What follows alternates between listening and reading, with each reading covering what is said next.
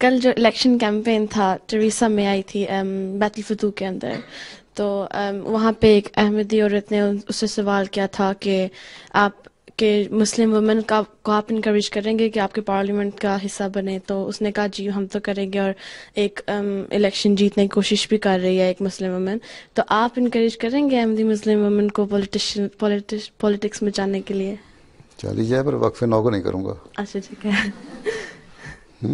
جی اپنے انٹرسٹ کے لیے نہیں ویسے پوچھا تھا. اچھا، جی پولیٹکس میں جہاں تک یہاں اجازت ہے تو جائیں بے شک. اور وہ کون سی پہلے ایک اس سے پیچھے 2 ہفتے پہلے بھی بیت الفتوح میں آئی ہوئی تھی ایک جمعے پہ. ایک پاکستانی عورت ہے، مسلمان ہی ہے میرا خیال ہے، کم از کم کہتی مسلمان ہے. شکل سے دیکھ کے میں اس کو یہی لگا تھا کہ انگریز ہے. بال کٹے ہوئے، نہ اسکارف نہ دوپٹہ نہ کچھ، ٹراؤزر اور پہنی ہوئی تھی. تو اس نے تعارف جب کرایا تو مجھے پتہ لگا کہ مسلمان ہے. تو اگر اس طرح کی حالت میں رہنا ہے تو بے شک جائیں، ٹھیک ہے.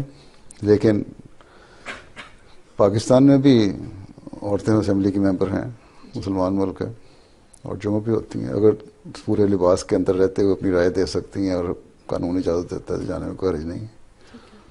ٹھیک. جی لیکن اپنا خیال رکھنا چاہیے پھر، لباس کا بھی، حیا کا بھی. پر تم لوگوں کے کام کچھ اور ہیں، تمہارے کام اور ہیں.